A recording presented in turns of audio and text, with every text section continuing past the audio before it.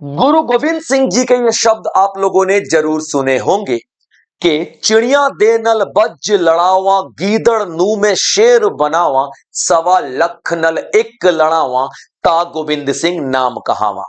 उनके ये शब्द, उनके नेतृत्व, उनके लीडरशिप, उनकी वीरता, उनके साहस के प्रमाण हैं। 1704 में चमकौर के युद्ध में जब 10 लाख मुगलाई सेना, गुरु गोविंद सिंह जी की सेना केवल 40 थी, उनके सामने खड़े थे।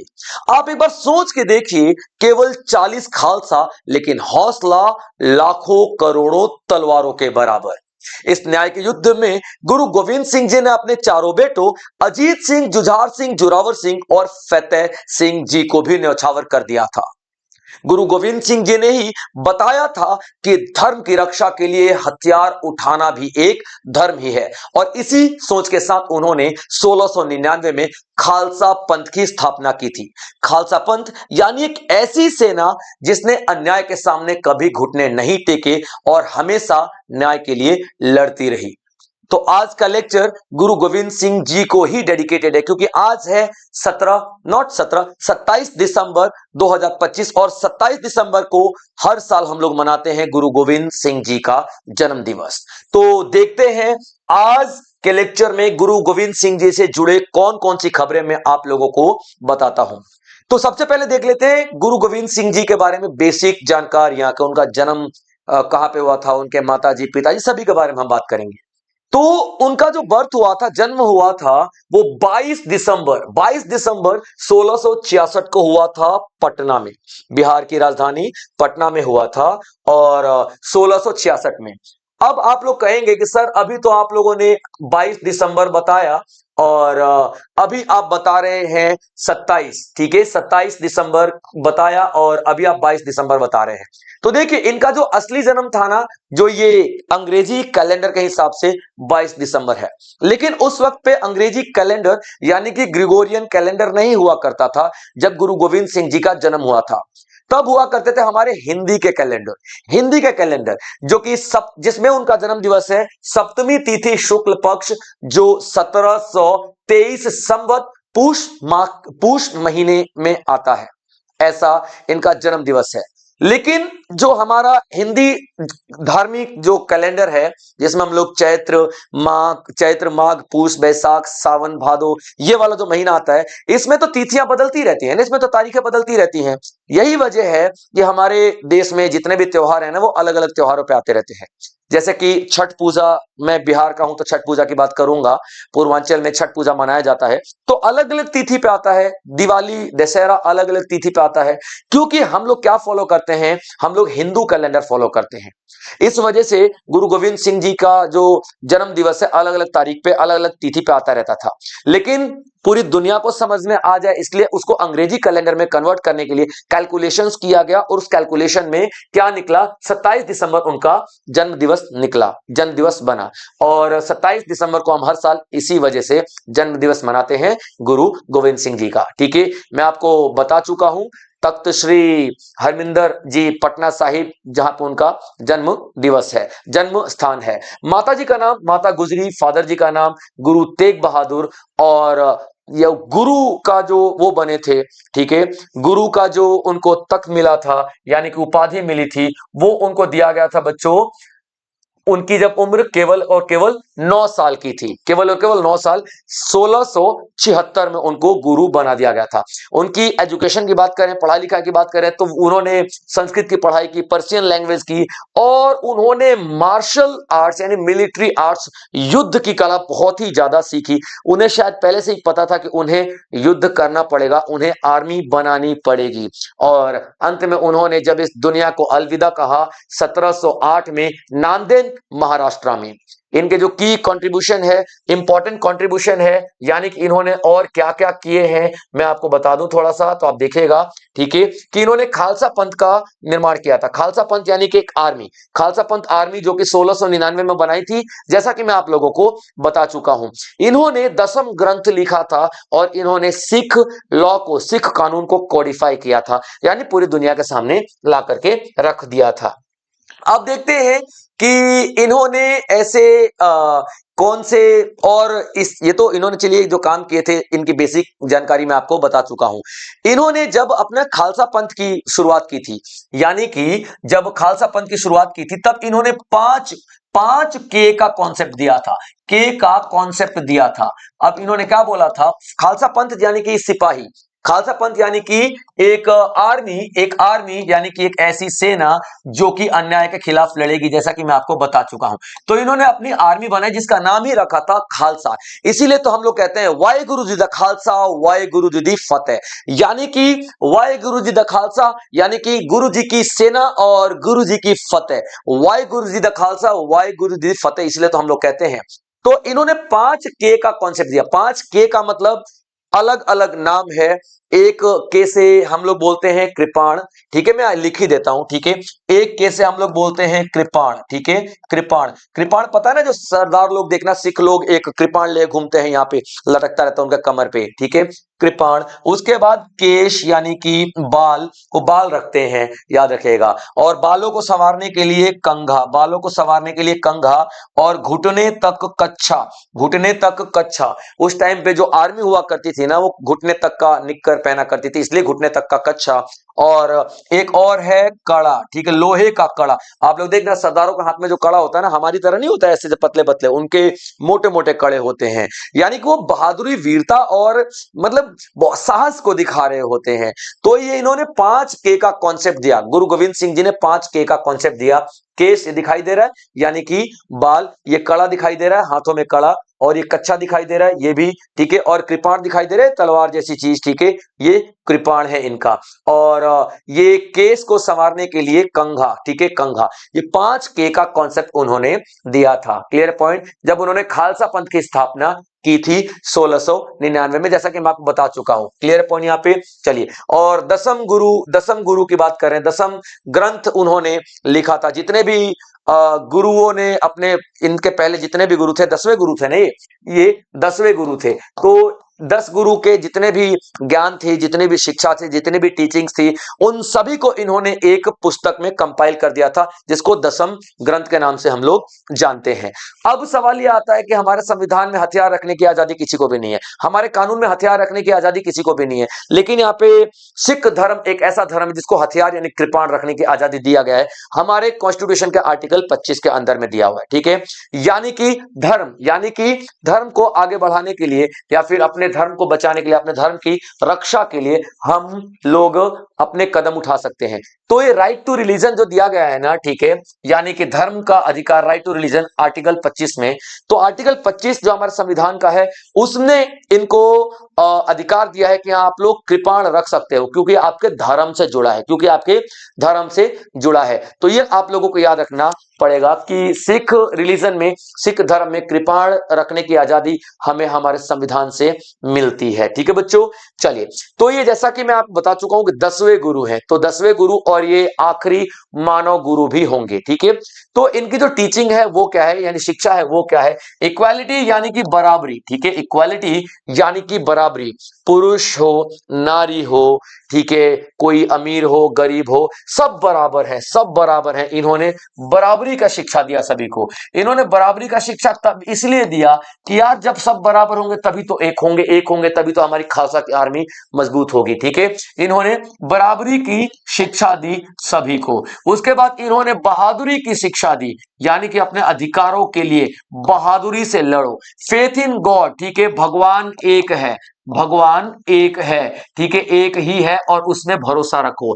सेल्फलेसनेस यानी कि निस्वार्थ, ठीक है, निस्वार्थ भावना से क्या करो, सेवा करो, ठीक है, निस्वार्थ भावना से सेवा करो, यानी कि सेवा में लगे रहो, मानवता की सेवा में लगे रहो, ठीक है। आपको कुछ करने की जरूरत नहीं है, सिर्फ सेवा भाव रखो। यही वजह कि आप जब देखना गुरुद्वारे में जाते हो ना, तो अमीर से अमीर लोग उतरते हैं, अपनी बड़ी बड़ी कारों से उतरते हैं, लेकिन वहां पे जाके गुरुद्वारों में झाड़ू लगाते हैं, गुरुद्वारों में जाकर के मत्था टेकते हैं, गुरुद्वारों में जाकर के रोटियां बेलते हैं, गुरुद्वारों में जाकर के सब्जी बनाते हैं, गुरुद्वारों में जाकर के दाल चावल सब कुछ बनाते हैं। और ऐसा करने के लिए उनको कोई मजबूर नहीं करता है, ऐसा वो अपनी स्वेच्छा से करते हैं, ऐसा वो अपनी मर्जी से करते हैं, क्योंकि सेवा कर रहे हैं ना। गुरु गोविंद सिंह जी सिखा के गए हैं, निस्वार्थ सेवा करो। इन्होंने एकता पर बल दिया, एकता पर बल दिया। इन्होंने कहा कि अगर सिख कम्युनिटी, ठीक है, अगर सिख एक रहेगी, सिख में एकता रहेगी, तो उन्हें कोई भी तोड़ नहीं सकता है। याद रखेगा, कोई भी तोड़ नहीं सकता है। अच्छा, एक और बात, जब ये अपना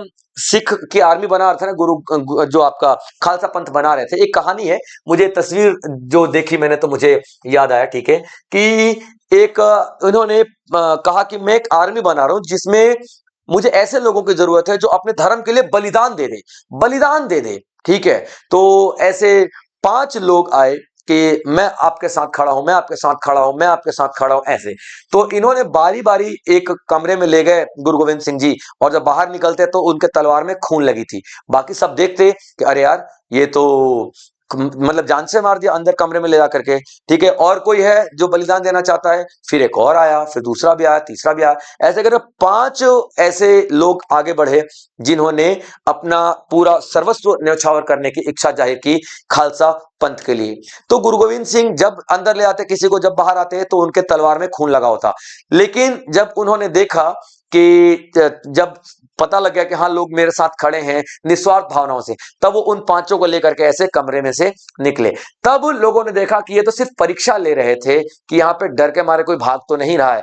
तो जो 5 उनके शिष्य पहले जो सैनिक बने थे ना, उनको हम लोग पंज प्यारे भी बोलते हैं, ठीक है, पंज प्यारे भी बोलते हैं। पंज मतलब कि 5, और प्यारे मतलब जो उनको प्यारे थे, ठीक है, गुरु गोविंद सिंह जी को।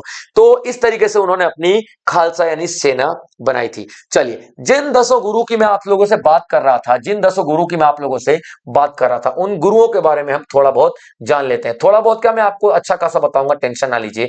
लेकिन हाँ, आप लोग नोट्स जरूर बनाते चलेंगे, क्योंकि एग्जाम पॉइंट ऑफ व्यू से ये बहुत ज्यादा इंपॉर्टेंट है। देखिए, सबसे पहले मैं बात करूंगा, ठीक है, गुरु नानक देव की। सबसे पहले गुरु नानक देव जी की मैं बात करूंगा, जिन्होंने सिख की स्थापना की, सिखिज्म की स्थापना की। गुरु नानक देव जी ने, याद रखना, सिखिज्म की स्थापना की। Clear point. तो सिखिज्म के फाउंडर थे ये, सिखिज्म के फाउंडर, पहले गुरु थे, ठीक है, पहले गुरु थे और सिखिज्म के फाउंडर थे, यानी सिख धर्म को इन्होंने बनाया था। इन्होंने वन गॉड का कॉन्सेप्ट दिया, भगवान एक ही है और उसी में भरोसा रखो। और इनकी जितनी भी शिक्षाएं हैं ना, उन सबको सारे आने वाले गुरु आपस में बढ़ाते चलेंगे, ये बात आप देखें ना, ठीक है। और इन्होंने गुरु का लंगर शुरू किया। गुरु का लंगर का मतलब क्या है, यहां जैसे लंगर आप लोगों ने देखना, सिख धर्म में लंगर चलाए जाते हैं, जहां पे किसी भी धर्म के लोग आकर के खाना खा सकते हैं, उनको कुछ भी पेमेंट करने की जरूरत नहीं है। दिल में आता है, आपकी इच्छा है तो आप कुछ दान जरूर कर सकते हो, डोनेशन जरूर दे सकते हो, लेकिन हाँ, यहां कंपलसरी नहीं है, आप आइए खाना खाइए। तो जो लंगर चलता है ना, वो गुरु नानक देव जी ने ही शुरू करवाया था, और महिलाओं की बराबरी पर इन्होंने बहुत ज्यादा ध्यान दिया था। दूसरे नंबर पर आते हैं गुरु अंगद देव जी। गुरु अंगद देव जी दूसरे नंबर पर आते हैं। इन्होंने गुरुमुखी स्क्रिप्ट लिखी थी, गुरुमुखी स्क्रिप्ट यानी कि लिपि लिखी थी, गुरुमुखी लिपि लिखी थी। और इन्होंने गुरुमुखी लिपि इसलिए लिखी थी ताकि जो गुरु नानक देव जी हैं, उनकी शिक्षा को लोगों तक पढ़ने में पहुंचाया जा सके। यानी इस लिपि में गुरु नानक देव जी की शिक्षा को लिखा जाता है ताकि हमारी आने वाली जनरेशन इस शिक्षा को पढ़ सके। तो गुरुमुखी लिपि जो है, गुरुमुखी जो लिपि है, इसमें लिखा गया था हमारा ये जो ग्रंथ है, जो ये गुरु नानक देव जी की जो टीचिंग्स हैं, शिक्षाएं हैं, और गुरु अंगद जी ने लिखा था। तो आपसे सवाल जब भी पूछा जाए गुरुमुखी स्क्रिप्ट किसने दिया था, तो गुरु अंगद देव जी ने लिखा था। Clear point. और इन्होंने भी गुरु का लंगर जो चलता है, गुरु देव जी के नाम पे लंगर चलता है, जहां पे लाखों लोग खाते हैं आज की डेट में, ठीक है, और कुछ भी उनसे चार्ज नहीं किया जाता, वो लंगर इन्होंने बहुत ज्यादा आगे बढ़ाया। तीसरे नंबर पे आप देखोगे अमरदास जी को। अमरदास जी को इन्होंने आनंद करज, आनंद करज एक मैरिज सिस्टम, शादी का सिस्टम, आनंद करज, आनंद करज, ANAND, आनंद करज, KARAJ, आनंद करज शादी का सिस्टम निकाला था कि भैया शादी बड़ी सिंपल करो। चार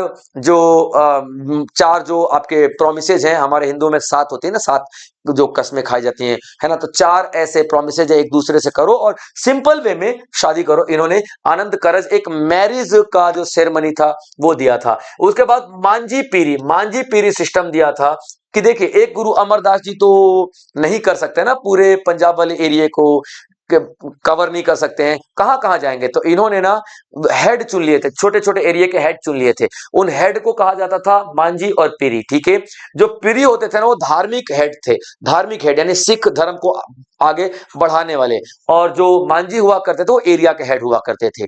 ठीक है बच्चों, चलिए उसके बाद गुरु रामदास जी की बात करें। गुरु रामदास जी ने अमृतसर शहर बसाया था। गुरु रामदास जी ने अमृतसर शहर बसाया था। अमृतसर शहर जो आज की डेट में जो गोल्डन टेम्पल की हम बात करते हैं ना, अमृतसर गोल्डन टेम्पल घूमने जाते हो, वही बात कर रहे हैं। ठीक है, तो अमृतसर शहर इन्होंने बसाया था, और इन्हीं के कहने पर, ठीक है, मियान मीर ने गोल्डन टेम्पल, ठीक है, गोल्डन टेम्पल बनाना शुरू किया। उसके बाद गुरु अर्जन देव जी ने गोल्डन टेम्पल को पूरा करवाया। पांचवें गुरु जो थे अर्जन देव जी, उन्होंने गोल्डन टेम्पल को पूरा करवाया, और इन्होंने आदि ग्रंथ लिखा। आदि ग्रंथ लिखा, आदि ग्रंथ यानी इनसे पहले जितने भी गुरु थे उनकी शिक्षा को, उनकी शिक्षा को, उनकी टीचिंग्स को, उनकी वाणियों को एक किताब में लॉन्च किया गया, एक किताब में लिखा गया। तो इन्होंने आदि ग्रंथ लिखा, और इन्हें वो पहले ऐसे गुरु थे जिन्हें शहादत प्राप्त हुई किसी मुगल के द्वारा, यानी कि जहांगीर था, जहांगीर के द्वारा इनको शहादत प्राप्त हुई थी, यानी कि ये शहीद हुए थे और जहांगीर ने इनको मारा था। ठीक है, उसके बाद गुरु हरगोविंद सिंह जी की बात करें, जो छठवें गुरु हैं, इन्होंने अकाल तख्त का निर्माण किया था। अकाल तख्त का निर्माण किया था, वो सिंहासन, ठीक है, अकाल तख्त का निर्माण किया था, एक पोजीशन कह सकते हैं आप। ठीक है, अकाल तख्त का निर्माण किया था, और इन्होंने तो पहली बार सोल्जर सेंट का निर्माण किया था। सोल्जर सेंट, इसका मतलब क्या होता है? जो सिपाही बनेंगे, ठीक है, सिपाही बनेंगे। और कौन सिपाही बनेगा? तो जो सिख धर्म के जो संत हैं, यानी जो सेंट हैं, मानने वाले हैं, वो सिपाही बनेंगे। ठीक है, यानी कि जो हमारे संत हैं वही सिपाही का काम करेंगे। इनका ये कहना था कि देखिए, अगर अपने हक की लड़ाई लड़नी है, अगर अपने धर्म की लड़ाई लड़नी है, तो हम सिर्फ और सिर्फ भगवान के भरोसे नहीं बैठ सकते, हमको हथियार उठाना ही पड़ेगा। और यहां पे हथियार उठाने की बात की गई थी। तो गुरु हरगोविंद सिंह जी ने पहली बार सोल्जर से संत बनाने की बात की थी, और मुगलों के खिलाफ एक युद्ध शुरू कर दिया था। उसके बाद गुरु हरराय जी थे, सातवें गुरु। गुरु हरराय जी जो थे, ठीक है, इन्होंने दारा शेखों को शरण दिया था, और दारा शेखों को शरण देने की वजह से औरंगजेब से इनकी बहुत ज्यादा दुश्मनी हो गई थी। दारा शेखों शाहजहां का एक बेटा था, जो कि, या फिर औरंगजेब का भाई कहो या शाहजहां का बेटा कहो, दोनों एक ही बात है।